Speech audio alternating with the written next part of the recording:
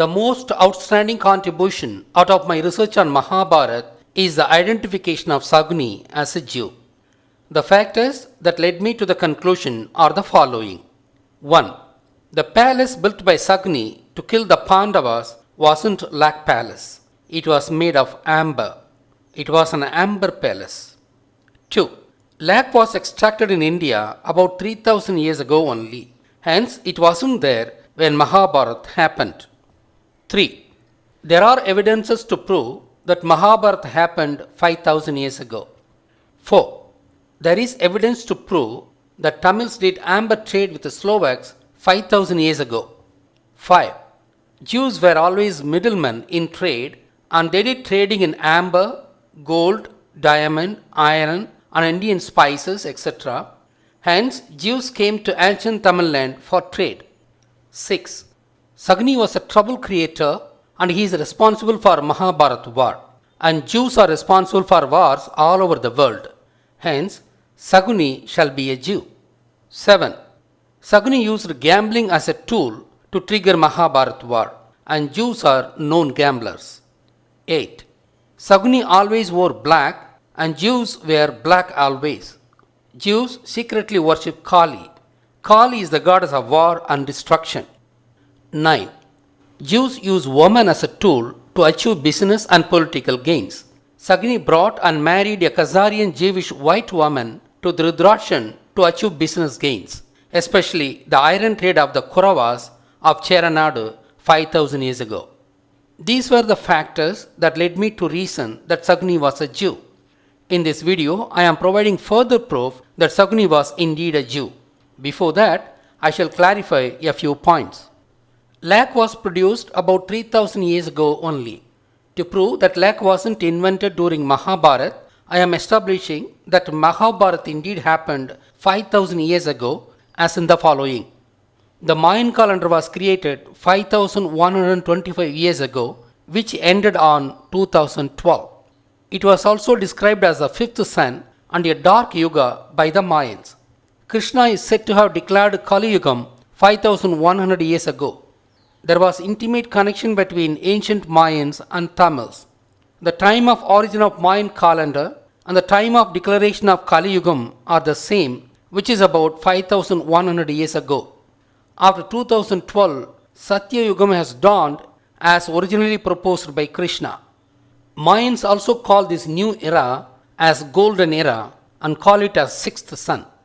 Next proof that Mahabharata war happened 5000 years ago is through the connection between Islam and Mahabharata.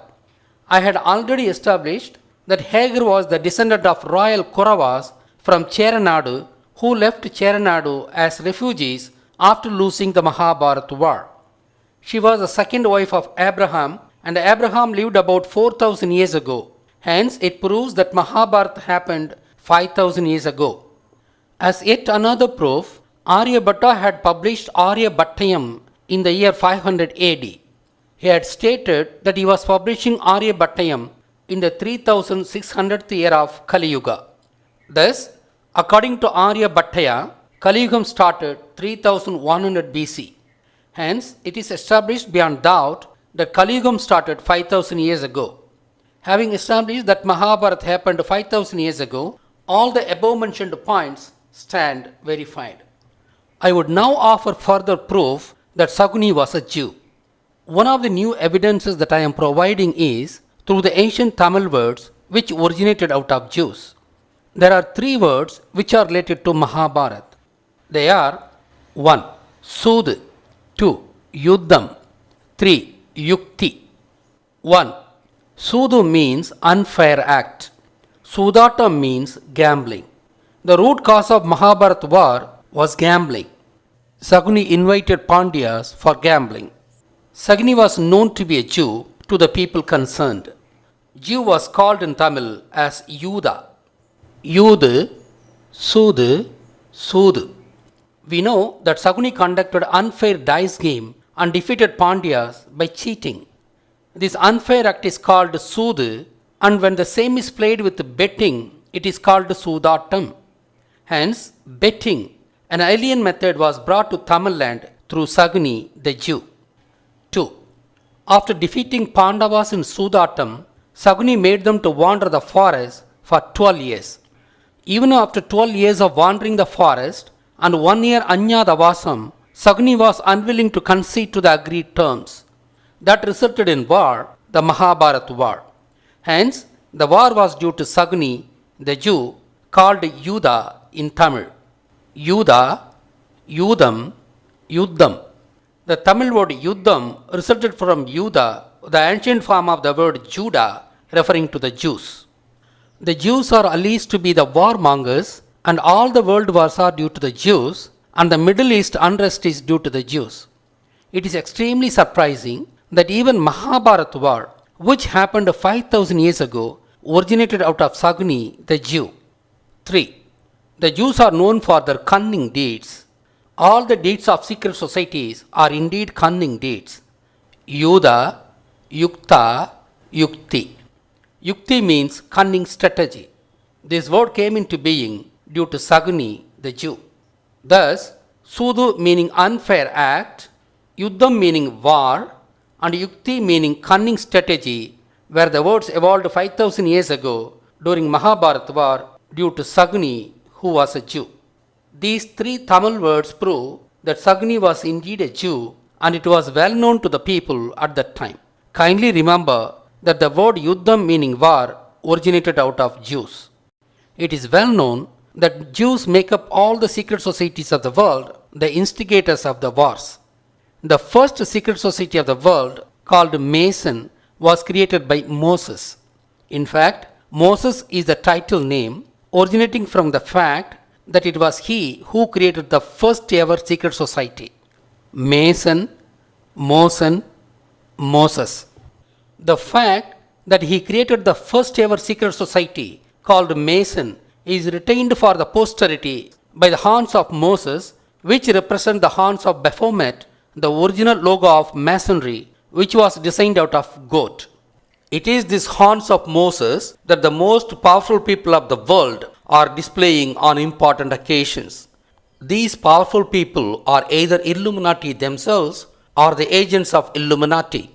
By displaying this symbol, they symbolically state that the world is under their control. But the general public is unaware that it is not an auspicious symbol but a devil's symbol crafted out of Baphomet, which represent the goat of Masonry. Why goat? Goat is called in Tamil as Mesam. This name originated from the sound the goat makes. Ma, Mesam. Ma, Mesam. The goat herder is called Mason. Mesam, Mason. Compared to sheep, the goats are very intelligent ones and hence difficult to herd. Hence, a goat herder, the Mason, was seen as a very capable person. Like a goat herder who herds the goat, the secret society herds the global population with their secret agenda. Hence, the secret society was also called Mason, the expert herder. That's how the first secret society was called Mason. This is called as Freemasons as of now. The Freemasons of today forgot this history and hence are having compass as their logo, thinking that masonry was associated with the construction. Alas, they are unaware that even construction masonry evolved out of goat herding mason, and mason means a general supervisor or taskmaster. All the secret societies who are affiliates of Freemasons are responsible for all wars of the world. All these secret societies are run by Jews. The other evidence to prove that Sagni was a Jew is related to the declaration of emergence of Kali Yuga by Krishna. It was Krishna who propounded Yuga concept. Krishna actually propounded 5 Yuga concept, but the Jewish Brahmins made it into 4 Yuga concept. We would soon know the reason. Initially, man lived predominantly on the mountains. This time period was called Kreta Yuga. Kretam means mountain. The way of life of people of this era led to the properties that characterized this yuga. Then, man came down to forest land and started to live as a herder of livestock. The period that man lived in the forest was called Treta Yuga. Tamil word Tarai means ground which deformed to Thra when pronounced by Jewish Brahmins. Hence, the period of man's pastoral life in the forest is called Treta Yuga. The way of life of people of this era led to the properties that characterized Treta Yuga.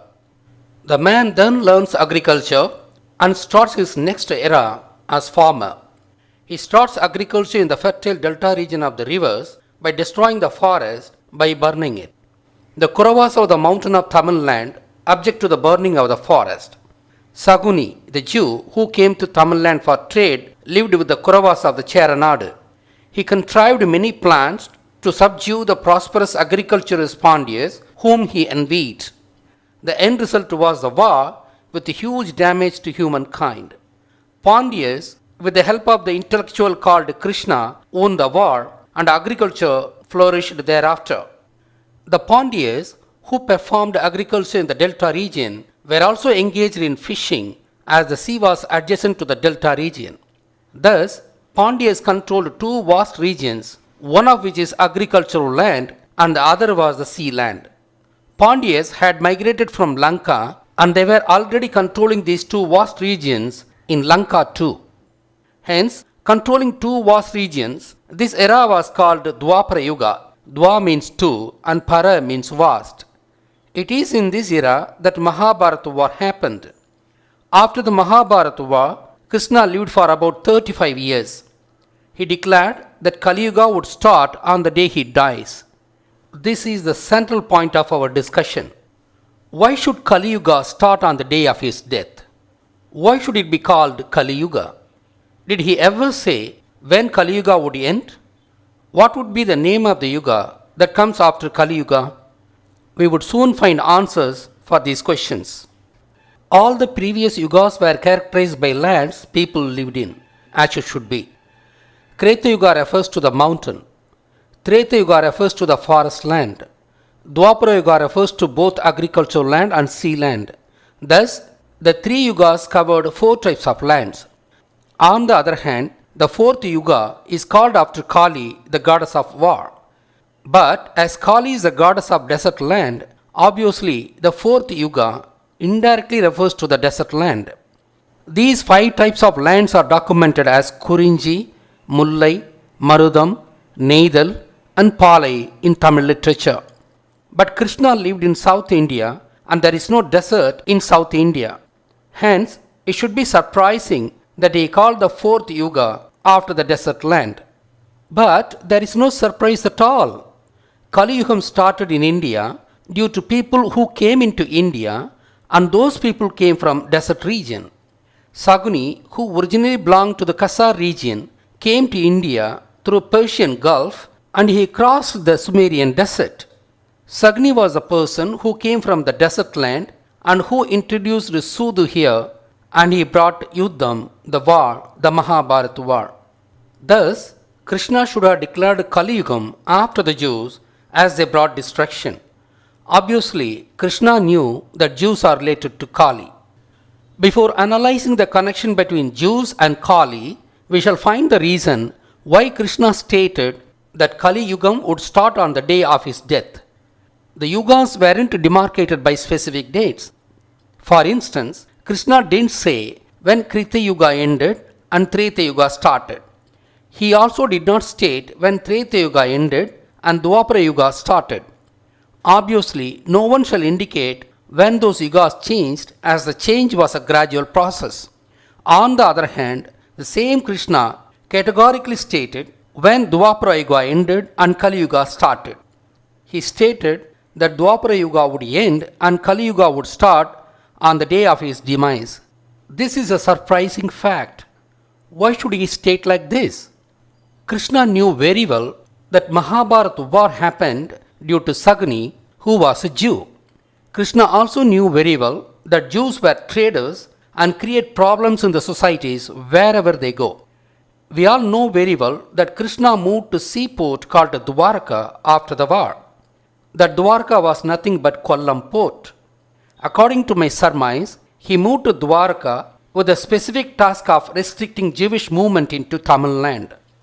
I surmise Krishna should have slapped a huge entry tax on Jews to discourage them from coming to Tamil land for trade.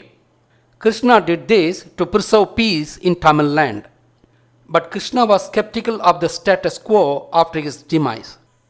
Hence, as Jews are very cunning, Krishna suspected that Jews would gain entry to Tamil land after his demise and cause troubles here. Hence, he stated that after his death, Kali Yugam would be born. We now have to explain the connection of Kali to Jews. When Kumarikandam, otherwise called as Lemuria, submerged under the sea, a specific family who lived on a tiny island in Lemuria built a ship to escape the deluge. That ship with Noah's family was carried to Ararat mountain in the East Anatolia, where it finally rested. As these people survived the floods without getting drowned into the waters, they called themselves as inflated people who can't be drowned. Lemurian continent was Tamil-speaking continent. Obviously, Noah spoke Tamil. Udu means inflate in Tamil. Udu, Yudu, Judu, Judea. That is how Noah's family called itself as Judean. Obviously, Noah's children made up the Jewish race. He had 3 children, Ham, Shem, and Japheth. In my opinion, the descendants of Ham were called Sephardic Jews. The descendants of Shem were called Semitic Jews. The descendants of Japheth were called Ashkenazi Jews. As Noah's boat landed on Ararat mountain, Kasa region became the new homeland. Kasa region should have got its name from the word kasu, a Tamil word referring to money, which was made of metallic coins in ancient times. In fact, English word cash originated from kasu, meaning money in Tamil.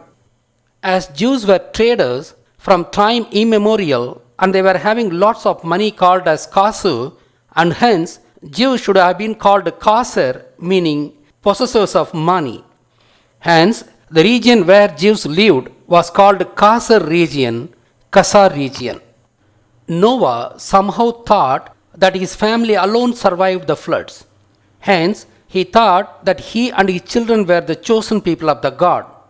Noah did not know that all parts of Lemuria did not submerge and the surviving people lived in India, Africa, Australia, and China, and perhaps even the Americas.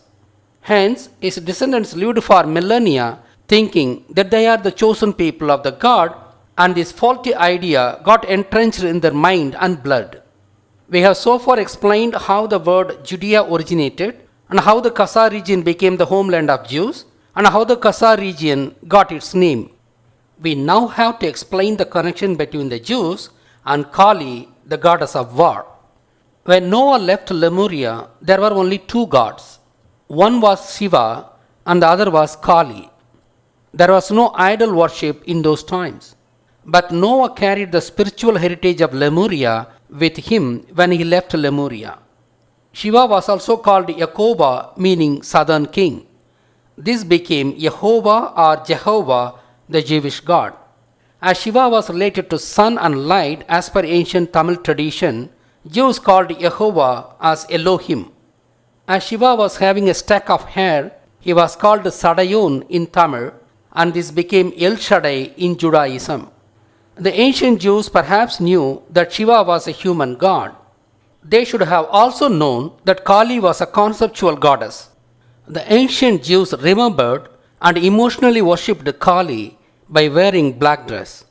That's how the favorite color of Jews became black. They knew that Kali was the goddess of war and destruction. Not knowing the full conceptual understanding of Kali, they perhaps mistook that the way to worship Kali was to create wars and destruction. That might explain the reason why the Jews instigate wars and destruction all over the world. They might be offering human sacrifice through wars to please their goddess Kali. This is purely due to gross misunderstanding of the concept called Kali. We shall now understand the dynamics of Mahabharata war. The Jews are having the false notion that they are the chosen people of the God. But Pandyas were very prosperous agriculturists and were very advanced in technology and culture. This irritated Jews who were under the illusion that they are the chosen people. Thus, they had a reason to destroy Pandyas. Hence, Saguni, the Jew, used the friction between Pandyas and Kauravas to instigate the war, the Mahabharata war.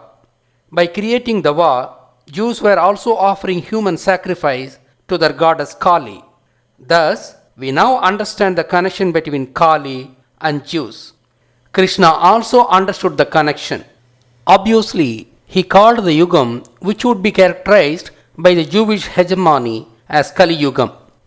The single point description of Kali Yugam is, there wasn't justice in Kali Yugam.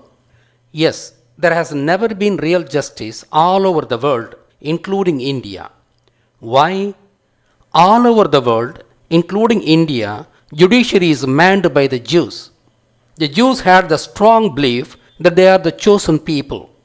The Jewish Brahmins of India, who drafted and advocated the infamous Manu Dharma, held the same view that they are the special people compared to the rest of India. When judiciary is manned by people who think that they are the chosen people, how can there ever be justice? The Jews, being traders, they lived in every important nation as a small minority. But they developed a strong bond to the ruling class of every nation, most often terrorizing the monarchies with their cunning deeds. In Egypt, they subdued the monarchy by offering Abraham's wife to the royalty. The same phenomena happened in India 1,000 years before that. Saguni, the Jew, brought the white Jewish woman and got her married to Dhritarashtra of Mahabharata. Through that marital relationship, he won the iron trade of the Kauravas. He also led the Kauravas to Mahabharata war in an effort to destroy the Pandyas. Thus, in every nation, Jews controlled the governance. When they controlled the governance of nations, they also controlled the judiciary, which is a key part of the governance. Hence, they had been controlling the judiciary of the world for the past 5,000 years. That is precisely the reason that the word judiciary originated out of Judah. Judah, judiciary. I am displaying the etymological root of the word judiciary. The earlier form of the word judicium was judicium, which originated from the word Yuda, an ancient word for Judah. As judiciary originated out of Judah, there wasn't any justice in the world for the past 5,000 years, which characterizes the Kali Yuga. Hence, for the past 5,000 years, the world events were controlled by the Jewish community, and that's how the Yuga was called after Kali, the goddess of Jews. Thus, Krishna predicted the future, and he stated that Kali Yuga would start after his death. Now the question is whether Krishna also predicted the end of Kali Yuga. Yes, indeed. I am showing the web page from the speaking tree. It says, citing Brahma Vaivarta Purana, that Krishna predicted that Kali Yuga would end in about 5,000 years after its beginning. He also seems to have predicted that golden era would start then and that would last for 10,000 years. This was known to the Mayans, and hence they made their Kali Yuga calendar accordingly. That calendar ended on 2012, about 5,125 years after its creation. Thus, we have definitely entered Satya Yugam, a golden period in human evolution. The visible proof that we have entered Satya Yugam is the launch of 3G and 4G internet technology after 2010, which enabled the transmission of video data through internet. Just like we knew categorically that Kali Yugam was born on the day Krishna died, we also know exactly when Kali Yugam ended and Satya Yugam started. Satya Yugam started from 2013 onwards. The Jewish Brahmins of India should have known very well that Kali Yugam characterized the Jewish hegemony. They could not digest the fact that their hegemony is coming to an end. Hence, to fool the Indians, they are stating that Kali Yugam would go on for another 4,32,000 years based on some skewed calculations, which is completely absurd. The Yuga times proposed by the Brahmins are absolute nonsense and doesn't tally with the scientific data on human evolution. As said already, they abhorred the prophecy by Krishna that Satya Yugam would dawn again and that would end the hegemony of the Jews. Hence, to make us believe that Kali Yugam is the last Yugam, they called the Satya Yugam as another name of Kreta Yugam. Some of the qualities of Kreta Yugam matched with the qualities of Satya Yugam, which encouraged them to lie this way. That's how Kreta Yugam got another name, Satya Yugam, whereas all other Yugams are called by just one name each. When the Brahmin's idea of Yuga is a mischievous nonsense, Yogi Yukteswar's interpretation of Yuga, though sensible, was also not correct. He failed to consider Satyayugam, which was the fifth Yuga. Moreover, Yugas doesn't cycle as stated by Yukteswar. If at all Yugas would repeat, it would be that after Satyayugam, the human world might end by another catastrophe and it would restart Yugas the same way as it has already done. That is, the world might abruptly end and restart with the Kreta Yugam again. Of the so many ideas about the Yuga concept, none of them is correct except mine. The reason for that is that I alone gave the meaning of the names of Yuga and no one else gave its true meaning. The Yuga concept was propounded by Krishna, the Tamil, and hence a Tamil alone could decode it. Moreover, the Yuga concept is intimately connected to Mahabharata and my treatise superbly connects the points, and Mahabharata too happened in South Tamil Nadu. The Yuga characterized the life of people in different types of lands as explained in this video. My treatise on the Yuga concept is a benchmark. The answer of Satya Yugam states one ultimate truth. The Jewish hegemony of the world is coming to an end. It is written on the wall. The Jewish community should read the warning sign. It is time they correct their absurd notions about themselves. They are not the chosen people. All the humans of the world are equal to one another. The God doesn't differentiate between his own creations. If he differentiates, he cannot be a God. They should also realize that their scriptures do not reflect reality. They were indeed created by short-sighted forefathers of their community. We shall write anything in our books, but we should realize that God has his own scheme. If the Jews do not correct their course, the future might not be sympathetic to them.